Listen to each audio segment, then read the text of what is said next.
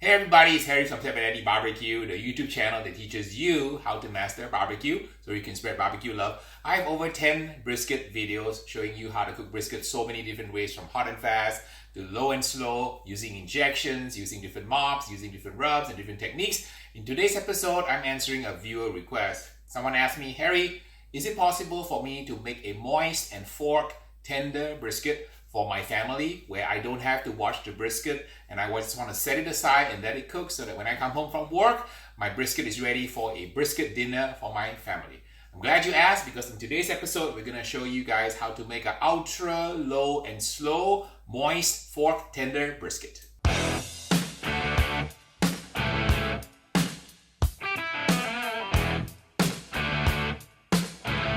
This ultra low, slow recipe involves just some seasonings and a brisket. So here's a ginormous brisket. This one is about 21 pounds and it's a prime grade brisket. We're gonna cook it low and slow, and we're going to put some product on it. We're gonna trim it very simply and keep it completely simple so that you can execute this at home pretty easily. Let's sharpen our knife and trim the brisket. I use a sharpener called a rapid steel. So a few strokes on this and you make your knife really, really sharp. This is a full packer brisket. It's a 20 over pound brisket, prime grade, from a Restaurant Depot that I bought near my home in Los Angeles. And we're going to take the brisket out of the packaging. It's very important that you don't wash your meats, and especially your brisket, because you don't want to get all that liquid here in the packet called the purge that's full of pathogens into anywhere near your sink, because once you get into your sink and you wash your meat, you're going to contaminate your sink and faucet, and next thing you know, all that pathogens will be transferred to everything in your kitchen. So notice how I just pull aside the packaging like so, and this little purge is very toxic, so just take this and toss it. Go ahead and dry your brisket with paper towels, and we're going to keep the trim really simple on this one because it's going to be a super low and slow cook. And to give you a scale of how big this brisket is, this is a hotel pan, and this brisket will not even fit in a hotel pan. So you can see how big this 21 pound brisket is. It's a pretty big kahuna. I'm going to show you also a little hack that I'm going to use to get this brisket onto a Weber Smokey Mountain, which is only about 18 inches wide. I'm not going to do anything radical to this brisket in terms of the trim, because this is for home eating and we don't want to create a competition trim or create some fancy burn ends or anything. We're just going to cook a basic brisket. So you notice that there's going to be some of this fat here. I prefer to trim the fat off and get the silver skin off.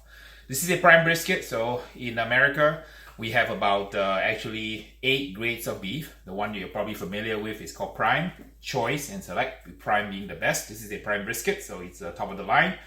Below the Choice and Select, you've got 5 other grades, such as Standard, Commercial, Cutter, Canner, which you don't see in the store very often, because these are used for making different beef products like beef bouillon, animal feed, and so on. So what I'm trying to do is I'm just trying to trim some excess fat from the brisket, like so. This big chunk here, not good eating. And trim some of the fat that's on top of the brisket, because any part that has a fat, when you put the seasoning on, it's not going to flavor the meat beneath. So one tip that you want to do is you can lift the brisket up, put your hand under, create a little bowl like so, and that allows you to get in to trim the brisket fat and a little bit of silver skin off. So I prefer to trim all the fat and silver skin so that when I put my seasoning on, the seasoning will be touching the meat itself instead of touching the fat, because once the fat cooks and falls off, your meat's not going to be properly seasoned. We're going to do a light trim on the back also to get rid of some of the fat cap, because we don't need so much fat cap to insulate the meat, since we're going to cook it really low and slow. Typically when I cook hot and fast, or I cook it normal, low and slow, we're going to leave the fat cap on. For this one, I prefer to trim the fat cap a little bit off. There are many different brisket techniques. The hot and fast starts at 400, and then you finish it about 300 degrees. The low and slow starts at around 250 degrees to 275 degrees, and that takes about maybe 8 to 12 hour cook. Hot and fast takes about 4 to 6 hours. This one will take a long time, in excess of probably 15 hours. This is a ginormous brisket, so I'm not sure exactly how long it'll take. Brisket is not like a burrito where you want to cook in a microwave that is done in 1 minute and 50 seconds. It's a labor of love, and I really enjoy cooking brisket because there's nothing that beats the flavor of a perfectly cooked brisket. So this is all the trim I want to do on this side. I'm going to flip it over and trim some of the fat cap because I don't need so much fat cap, since I don't need to insulate the meat from the fire that much because I'm cooking at ultra low temperature. I'm going to start this around 225, 200 degrees or so not a big deal. All we want to do is leave it in the pit. You can actually leave it overnight and then kind of let it develop a crust. And then after the crust has developed, maybe about 8 hours later, you can go ahead and just wrap it in foil, no mop, nothing, no liquid, and just pop it in the oven and let it run really, really low at around 200 degrees. And then, go to work, come back at night, and then the brisket is ready for your family. So we're gonna trim some of the fat off this side here. And we're gonna make it so that it's gonna be super moist and fork tender. Obviously, this is not suitable for a contest, but this is not a contest brisket. This is something for you to enjoy some wonderful brisket goodness in the comfort of your home. Okay, so the brisket trim is done. We're gonna trim for maximum yield here. So that's a gorgeous 21-pound prime brisket, which we're gonna stuff into a Weber Smokey Mountain 18, and I'll show you a little hack on how to do that. Let's make a simple basic rub with some salt and pepper and a couple of other ingredients that I like to use. You fill up the salt. I like about 60% of black pepper and about 40% of salt to start. A little bit heavy on the black pepper. This is about halfway. So, and the salt I'm using is a Diamond Crystal kosher salt. We're gonna add some coarse black pepper. Fill it all the way to the top so that it goes beyond the halfway mark. Like so. It's a nice heaping amount of black pepper. And I like to add a couple of extra ingredients. Today I'm going to add a little bit of celery seed. Gives it a great extra pop and flavor. Makes your brisket really special. Probably just about 25% of that in here. And in this recipe I'm going to add also a little bit of garlic powder. I like a little bit of garlic in my brisket occasionally. So since this is going to be a fork tender brisket, I want to make it a little different. Add a little bit of garlic and about 1/4 part as measured here. Okay, and you can put this on the brisket by hand, but I find that it's easier to put it into a shaker, and that way if there's any leftover rub, you can leave it on the countertop. This rub is actually excellent also for making cheeseburgers and also for cooking steaks and just around the kitchen. It's got a little hint of garlic in it, so for those of you who like garlic, you can go ahead and follow my recipe. For those of you who don't like garlic, just skip it altogether. It'll still be a great rub for beef and for anything else you might want to put it on.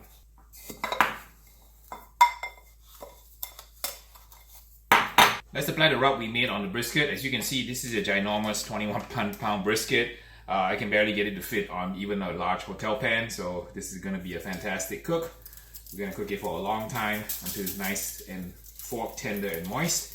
I like to put quite a lot of rub on it because we're not going to get a lot of flavor because the meat is so thick if you don't put a lot of seasoning on it. Since I used more pepper than I used salt, it needs a nice thick coating in order for the flavor, for the salt to penetrate. Because I'm cooking it ultra low and slow, the salt ions will actually permeate the meat, so there is no need for me to let this sit to let the flavors melt before I cook it. We're just going to put the rub on, throw it onto the pit. Forget about it for about maybe 8 hours or so. Develop a beautiful crust. Wrap it in foil with no liquid, no mop, and then toss it in the oven and let it get happy for another 12 hours. So I think this brisket is given its size and the low temperature we're going to be cooking it at around 225 in the pit, followed by 200 degrees in the oven. I reckon it's probably going to be pushing maybe 20 hours or so for a 21-pound brisket, but it will be super duper delish, moist, and fork tender. So can't wait to taste this brisket. Now that we put the rub on, I'm going to add another one of my secret ingredients. I like to put on the Worcestershire. Now, a lot of people put the Worcestershire on first to create a wet surface to put the rub on, but I sometimes like to do it the reverse, right? Now, why I do this is because I want the Worcestershire to kind of melt the salt and melt the pepper so that we can get it into the meat and make it full flavored. So this is a little bit unorthodox, but this is what I do. And It works both ways. You can use it as a smear, or you can put it on after. I like to put it on after. So just me. Remember I told you in barbecue, everything's a 3-hour argument and a fist fight and a Jerry Springer roll on the floor. So there's nothing right and wrong about cooking. You just cook with whatever method that works for you. I've done this a number of times, and this is one of my black belt secrets for winning first place USA brisket. So don't tell anybody that I told you, but this is what I do. A little bit unorthodox, a little bit of Harry-isms in here, and I don't do things the conventional way. All my life, I've never been a follower. I've been a leader in my professional life and also in the barbecue world. I don't do things the conventional way. So let's look at how beautiful it is. So again, I do a reverse. I should invent this. Let's call it the reverse schmear, right? Is that a term? Just like a reverse sear, we call it Harry's reverse schmears. All right, who says it never rains in Southern California? So this is one of those rare nights where we get rain in Southern California, but no big deal. We're gonna put the brisket in, let it get happy overnight actually in my Weber Smokey Mountain 18. We're going to show you how we load a ginormous 21-pound brisket that's bigger than a large hotel pan onto a Weber Smokey Mountain. In order to get it on, you need a little hack, a couple of pieces of chunks of wood to prop the brisket up so that we can fit the brisket into the left and the right wings right here, like so. I'm going to grab the brisket and put it on.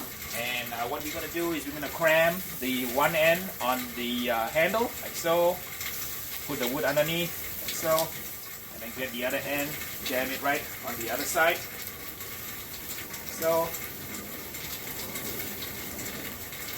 And once it cooks on, it's gonna flatten out, so no big deal. I cooked up to a 27-pound brisket on a Weber Smokey Mountain, so I know that this is definitely something that will work.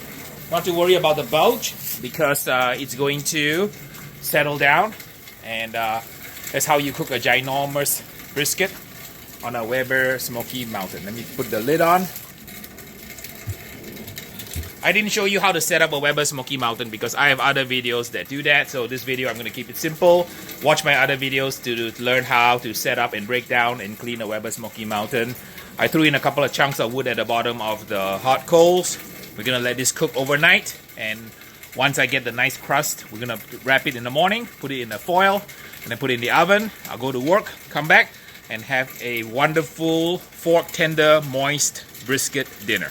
It's still raining, and we're approaching midnight. I'm gonna go to sleep, but before I go to sleep, I'm gonna leave it on overnight and give it a spray before I put it to bed too. And we're gonna let the WSM run overnight on its own. The WSM runs really well with just one vent open at the bottom, and it'll purr all night long at around 225, 220 degrees. And in the morning, we'll pop in the oven before I go to work and have a brisket dinner by around 5 o'clock. All right, I pulled the brisket out overnight, and I got to go to work, so I'm going to wrap it really quickly. There's no liquid involved at all, so we're just going to wrap it in foil. I'm going to pop in the oven at 200 degrees, run to work, and then hopefully I'll have a wonderful fork tender, moist brisket dinner when I get back. My oven is at 200 degrees. Time to pop in the brisket and go to work. Later. It's Sunday evening, and it's coming up to, maybe about 20 hours since I started working on the ultra low and slow forked tender brisket. So let's go ahead and check on our brisket and see if it's ready for dinner. Oven's been running about 200 degrees for, my gosh, I don't know, 12 hours. And let's see how the brisket looks. Okay, looking good. Let's check it out. Let's do a temperature check here. And it's reading about... This oven is pretty accurate because the oven's been running 200 degrees for about 12 hours. It feels nice and tender, like really butter soft. And hopefully it's fork tender. And gonna be super yummy. Let's give it a shot here. Brisket is done, and so eager to try it out. Let's see if it's tender. It's been about 20 hours or so. And you might be wondering, why would anyone want to cook fork tender brisket. Of course, there's a couple of reasons. Number one, in terms of timing, if you want to look at the juices here, fantastic. Look at that. So if you are going to be cooking this after dinner, say on a Saturday night, and then you want it for Sunday brisket dinner, it's not that hard to kind of set this up after dinner around like maybe 8 or 9 o'clock. Put it in your pit, let it cook overnight, and in the morning on Sunday, go ahead and foil it, move it in the oven, and let it cook until it's ready for dinner on Sunday. Or you're going to do this during the week on a Sunday to have dinner on a Monday. That's also great. So lots of that jus, all that wonderful liquid. So this is called a defatter, and it's used to separate the jus and from the oil, so we can get some of the jus to get on the brisket for more moisture and flavor. All right, I'm gonna try to break it with my hands first. See how soft it is. Look at that. That's the point muscle or the fatty. Definitely really soft. Let's try with a fork here. See this fork tender. So, yep, it's definitely fork tender. Comes apart pretty easily. All right, see how tender the meat is, and when I squeeze it, look at how juicy this burnt end is here. Look at that. So some burnt ends here on the plate. So I have shredded the point here, and I've shredded the flat muscle and the point. Beautiful burnt ends. Looks absolutely delicious. I'm gonna drizzle out some of the jus.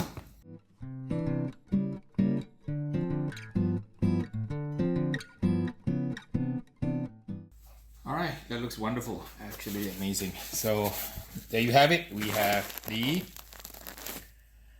21 hour or 20 plus hour ultra low and slow fork tender and moist brisket. So now for the taste. Alright, we're going to taste the fork tender brisket. So this is the muscle from the flat or the lean, as you call it in Texas. The taste here, dip in the jus. That was absolutely delicious. The flat that's been shredded, so that is fork tender, and it's a little smoky. It's not overly smoky, super tender, and great texture still with these little strands of beef. Let me try the burnt ends now. The burnt ends from the point is a little fattier than the flat muscle. Give it a taste here. Wow, the burnt end is fantastic. It's salty, smoky, totally beefy, all the complex flavor, absorb the smoke. Absolutely delicious. Taste a little bit of the hickory wood and apple wood that I had in the pit on this one here. So super easy. I need to get another second bite of the point. It's just absolutely fantastic. I think I prefer the point because I'm a burnt ends kind of guy. And when I went to school in Texas Tech, when we went out for brisket in Lubbock, Texas, I would order the fatty, which is the point and the burnt ends. I would seldom order the lean if I could find it, but either way, all brisket in Texas is going to be really good. Again, you might ask, why would anyone want to cook a brisket for 20 hours? Because you can, I guess, and also it's a completely different style of cooking brisket than the traditional competition and backyard way. I have already 10 videos that I show you how to cook it hot and fast, low and slow. Of course, you know, the camera's shaking because, as usual, Mr. Beans has been jumping on me all the time because he senses that it's about time for him to get some flat and some point. So you want the point or the flat first, Beans? Stay, okay. All right, here we go. So Beans is trying out the flat, which is the lean. So I'm gonna let Beans try now the point, ultra low and slow. Okay, take a bite. Right, you want more? Should I give him more? Stay. There we go, okay. So there you have it, a 21 hour, 20 plus hour, low and slow, fork tender, moist brisket. So this concludes another episode from Harry here in Los Angeles. I hope you enjoyed this video as much as I had fun making it. Now, for those of you, before you send me those comments and say that this is the wrong way to cook brisket, okay, I know there's many different ways to cook brisket. This is just one of the many ways. I have 10 other videos out there that show you how to cook brisket in every conceivable fashion. In my head, there are at least another 10 more different ways to cook brisket. So I'll be posting those videos in the future. So please like, subscribe, and share. Until the next video, we'll see ya.